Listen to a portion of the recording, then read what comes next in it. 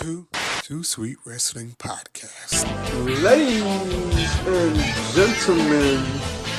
Ladies and gentlemen, I am back. I'm here to talk wrestling.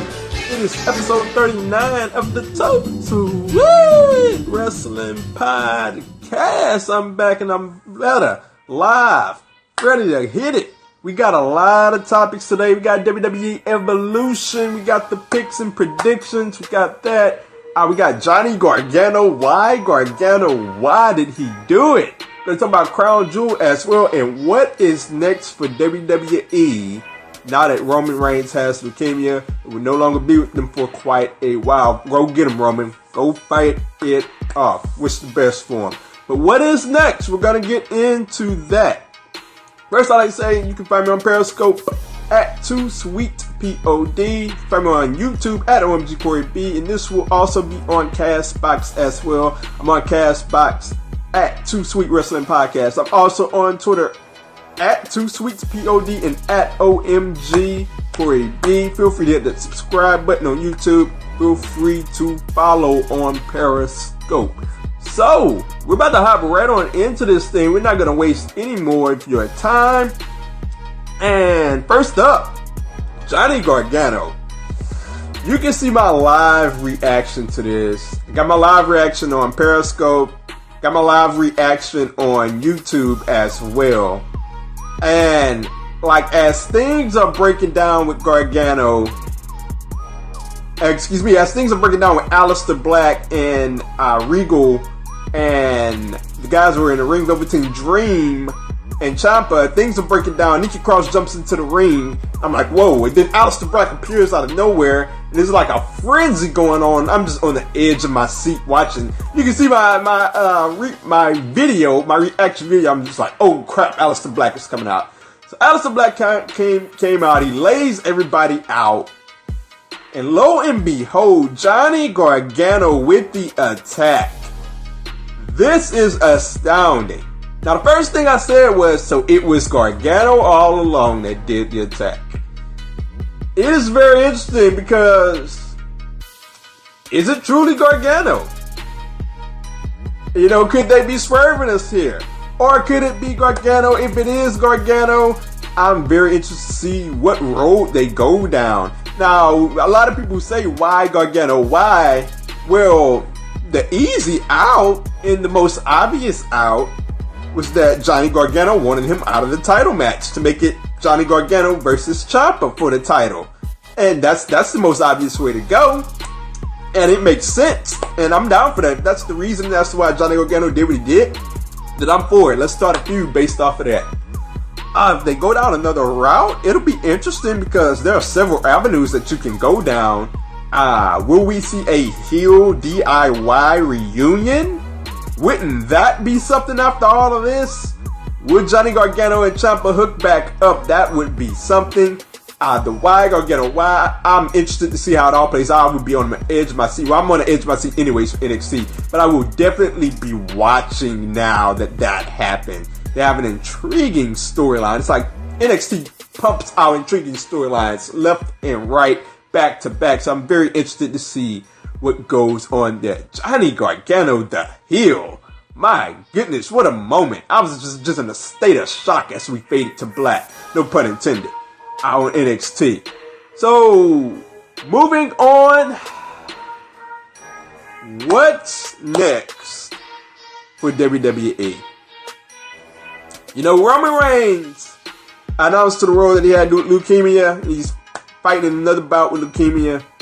And you know, I had some sympathy for that, and I wish they got best. He's gonna beat it. He's gonna fight it, and I believe in him. And we wish him back and our speedy recovery as fast as ever. But from the time that Roman is away from us until the time that he comes back, it's gotten really interesting because you kind of look around and you say, well, now what?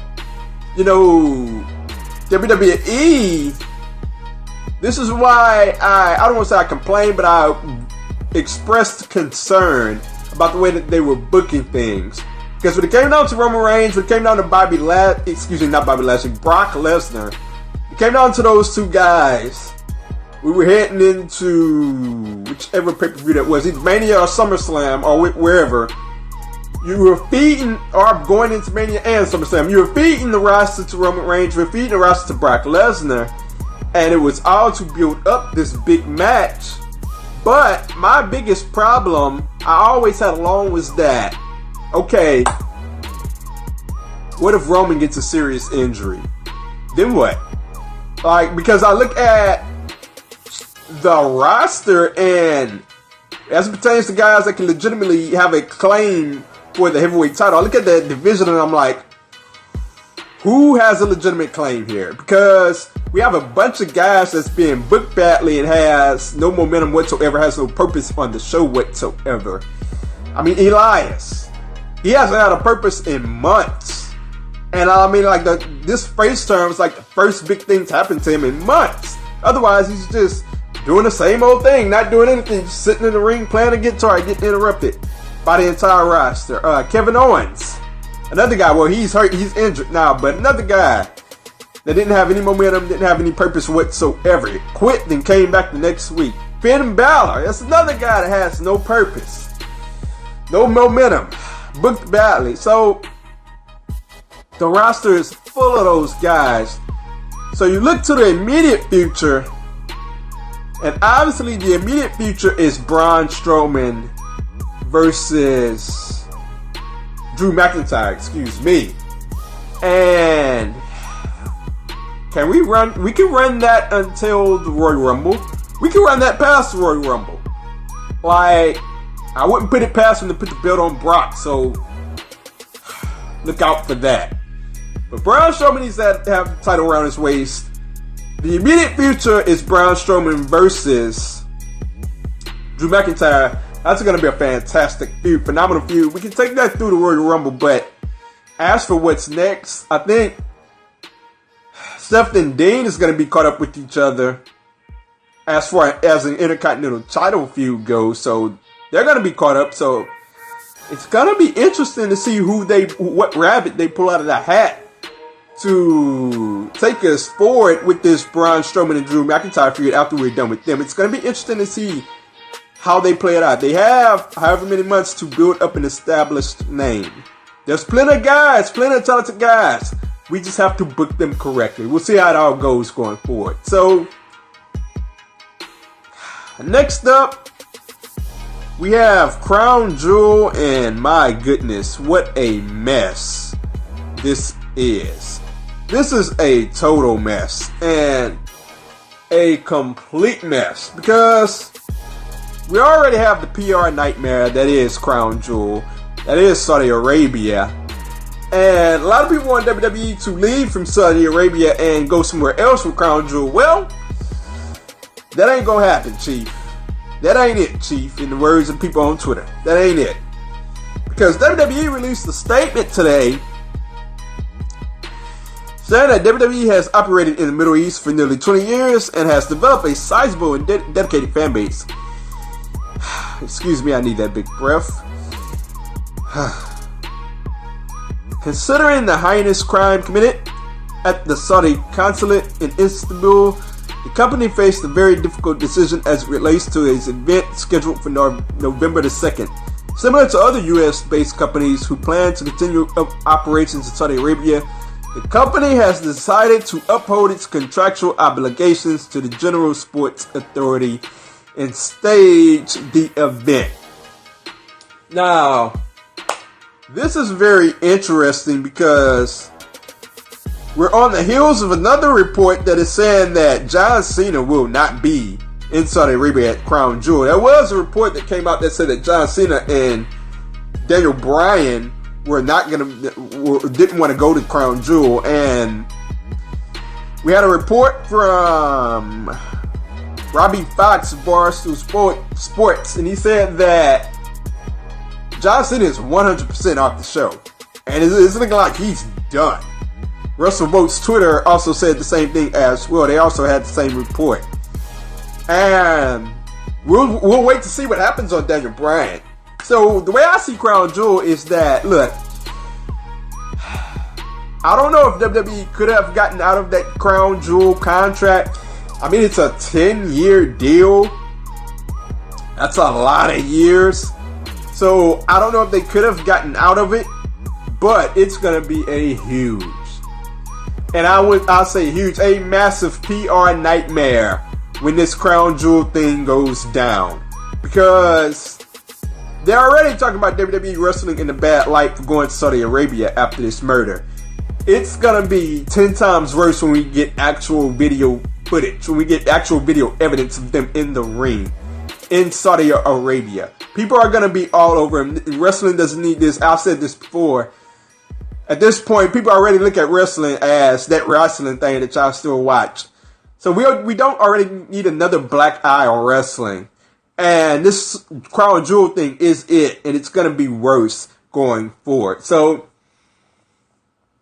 I wish the best for WWE, but they really should have pulled out of Saudi Arabia. We'll see how it all goes down going forward. So moving on, we are going to move on to the WWE Evolution predictions. And I gotta say that they have really disappointed me. I had this big idea, this big thought for Evolution. I was like, okay, this could be something very special. I'm very much looking forward to it. This could be really, really good. And at the beginning, I was like that, but then eventually, you know what I said? About a week into the build, I was like, you know what? This is going to get caught up in between WWE Crown Jewel and WWE Super Showdown. This build is going to be completely caught up, and eventually, I was proven right, unfortunately. They have been very lazy with this build as it pertains to WWE Evolution. It feels so thrown together. There are so many matches where you look at it and it's like, well, you could have put some effort into it at least. Or you look at so many participants on this show and you're like, man, she could have been doing this with that person. She could have been doing that. And it's like, it's very underwhelming because this could have been so much more bigger than it was. And it's not really a big deal. It's supposed to be a huge deal for women across the world because this is a revolutionary event. It's not the very first time that an all-women's pay-per-view is going down. Impact Wrestling did it. Plenty of companies have done it. But it's the first time a lot of girls have seen an all-women's event. It's a big deal. So I wish they would have put a lot more effort into it. WWE Evolution, starting off with the first match. Whew, excuse me. We're going to start with Io Shirai versus Toni Storm and WWE Mae Young Classic Final. And arguably this could be the match of the night. I've enjoyed the WWE Mae Young Classic. It is one of the highlights of my wrestling week. And it was pretty much a given that this was going to be the final. You could see it coming, but it was so exciting on the way there. They made you believe that both of these ladies had a chance to lose in their matches, but they ultimately retained their matches. And I'm very much looking forward to this. It's going to be a phenomenal match. Both ladies are downright phenomenal workers. And I gotta say that this is the toughest match of the night to predict. I'm starting right out of the bang with it. And it's like something is telling me to pick Toni Storm. But as for your winner of the WWE Mae Young Classic, I'm going to go with Io Shirai. And look, that is a tough call to make.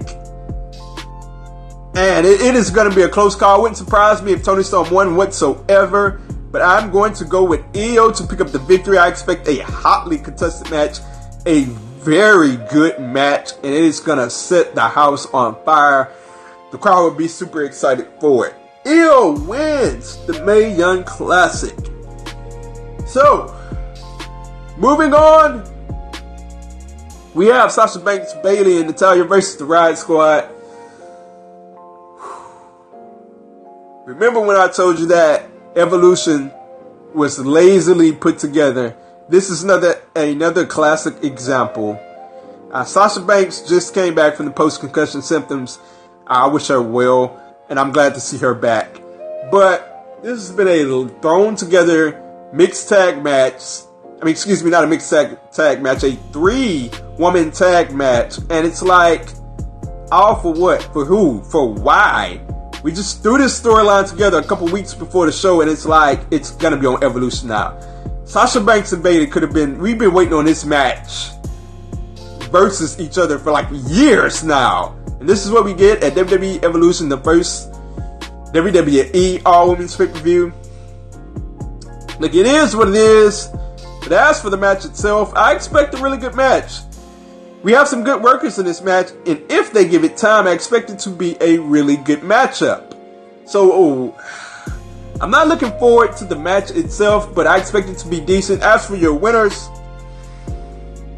I'm going to go with Sasha Banks, Bayley, and Natalya to pick up the win over the Riot Squad. I expect a good match. I wish that they could have put some more effort into this, but those are the winners. I think we'll take the match. I think the Riot Squad will go down. And moving on to the epitome of laziness, the Women's Battle Royal. Now we have all of these fantastic names, all of these fantastic alumni, and they just got thrown together in this Battle Royal. And like, they didn't even announce the names. Like, I remember them announcing the names during a match. And it's like, really? That's the way you're going to announce these names? And it's like, the names, they get mentioned on Twitter. This person has been added in. It's like really lazily done. Like, you could have did anything to make this exciting, but it's not exciting. It's going to be exciting to see the old names, the alumni, just like it was for the Battle Royal, for the Royal Rumble for the women. It was exciting to see those old names. It's going to be exciting to see those names again. And I think it's going to be a really good Battle Royal. That's the sad thing about it. Just that they put no effort into it whatsoever. As for the winner, you know, it's going to be for a shot at the Women's Championship on Raw or SmackDown. And I came down to 2 names: Zelina Vega and Ember Moon. It came down to those 2 names. I think it's going to be a tight battle, but in the end, I have Ember Moon winning this Battle Royal. I think it's going to be a phenomenal moment for her. And I think it's going to be a phenomenal battle royal. I think it's going to get quite the pop when Ember Moon wins this, which should lead us to Ember Moon, and I'll save the winner of the championship match. I'll save that prediction for later. But I think Ember Moon is going to pull it off. She's going to win. I think it's going to be a phenomenal battle royal if they give it time. Next up, we have Kairi Sane versus Shayna Baszler for the NXT Women's Championship. I am very much looking forward to this. This is one of the top 3 matches that I'm looking forward to. This one and the Mae Young Classic, and I'm going to get to the other one soon. This should be a phenomenal match. We have a great story here. Kairi Sane picked up the championship, from Shayna Baszler at NXT TakeOver. It was a phenomenal match. It was phenomenally done. We have Shayna Baszler now. She's upset and ticked off. She wants her title back, and she's laying people out left and right to get it. It is a phenomenal storyline. Well done. I've liked the Kairi Sane redemption story as well. It has been well told, and I've been very much invested into it. It's really something I wish that they would have done with Asuka, but hey, oh well. Now Asuka's toiling around doing nothing. But Kairi Sane versus Shayna Baszler, I expect a phenomenal match. They had a phenomenal match before. I'm very interested to see how it turns out. As for your winner, I'm going to go with Kairi Sane to retain the title. That one is a tough one, but I think this is going to be the feud ender here. Kairi Sane will retain the NXT Women's Championship, and I think we're going to get a phenomenal match out of that one. So next up, we have Trish Stratus and Lita versus Alexa Bliss and Mickie James. I gotta say that I really think that they're missing the boat with Trish Stratus and Lita here. Trish Stratus should have been in her own match to use her star power, and Lita should have been her own match to use her star power as well, to add an extra match. Because with them tagging together, it kind of takes away from each other, if you ask me. But we have a tag match, and Alexa Bliss barely got cleared. She had a concussion, but she'll be at the pay-per-view. She'll be ready to go. I expect a really good match. We have 4 good workers in the ring. Alexa Bliss is decent, but I like her work. Trish Stratus and Lita. It'd be interesting to see them back into the ring in competition. I'm pretty sure they are still good to go, and I'm pretty sure they'll put on a show for the fans. This will be an intriguing match for the live crowd to see Trish and Lita back. It's not one of the top matches I'm looking forward to. I didn't really like Trish versus Alexa all that match, but I thought it had some potential, and when it got turned into a tag match, I was like, oh well. But it is what it is. As for your winners of the match, obviously the good will overcome the bad here. Trish Stratus and Lita will win here. They will win over Alexa Bliss and Mickie James. I expect it to be a decent enough match to get the crowd popping. So, next up we have Ronda Rousey and Nikki Bella for the Raw Women's Championship. And I gotta say that it's looking like this is gonna be the main event. And anyone with a brain knows that this should not main event, but it is what it is. It's WWE. As for this main event, I think it's just a real slap in the face to all the women. Like, Ronda Rousey, I love Ronda Rousey. She makes for a good champion. But, I mean, hey, she's not there every week. Nikki Bella strolls in out of nowhere, gets put into the main event. Most likely. Maybe it'll be something else, but it's looking like this is going to be the main event. And I don't like that. I thought we could have used Ronda Rousey in a better match as well. But it is what it is. Looking forward at this feud. I think this feud reached its apex when they had Ronda Rousey talk about John Cena, talk about the bedroom door, and like we got a lot of reality into the storyline. They tried to go with reality again when they had Nikki Bella talk about Ronda Rousey's mother, and it just did not hit home. It just did not reach the apex that it did when Nikki Bella was talking about the Bellas. Ronda Rousey, when Ronda Rousey talked about the Bellas and John Cena and how Nikki and Brie wasn't talented and all that and so forth. But as for the match, I really don't expect a lot from this match. Ronda Rousey will tap out Nikki Bella for the championship win to retain the title. And I expect her to retain the title. That will be your ender. She will not lock Nikki Bella into the armbar, and she will retain the Raw Women's Championship. So moving on to what is my most looked forward to match of the night. What I should feel that should be the main event of the night. The SmackDown Women's Championship. Becky Lynch, badass Becky Lynch versus Charlotte for the SmackDown Women's Championship. What a storyline. This has been one of the best built storylines in all of WWE, I have to say. And I've enjoyed every bit of it. WWE is booking a butt backwards, and it's getting Becky Lynch cheered out of the building. They keep trying to portray Charlotte as this sympathetic character, and the crowd doesn't want to have Charlotte portrayed as a sympathetic character. They want to boo Charlotte. They're not going to boo Becky Lynch. They even had Becky Lynch talk about how she didn't want Edge to break his neck. And the crowd cheered it. Guess what? They don't want to boo Becky Lynch. But also, guess what? This is going to be a phenomenal match. But I got bad news. Charlotte is going to win this match. Look, sometimes we just got to take ourselves out of what we know to be the best result, and we have to take ourselves into the storyline that they are trying to tell. They are trying to put Charlotte over as a sympathetic figure. They continue to do it, even looking back at the Go Home show of SmackDown. They're trying to put Charlotte over as the sympathetic figure, as the face. Becky ran from Charlotte.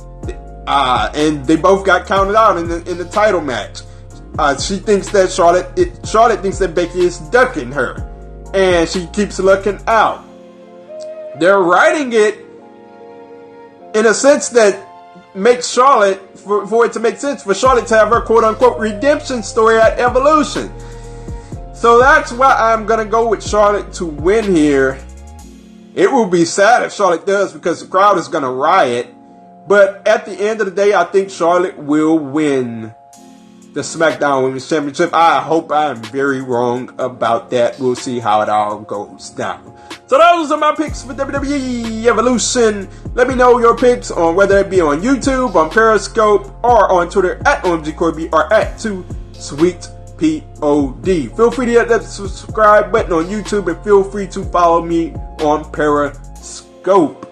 I am out.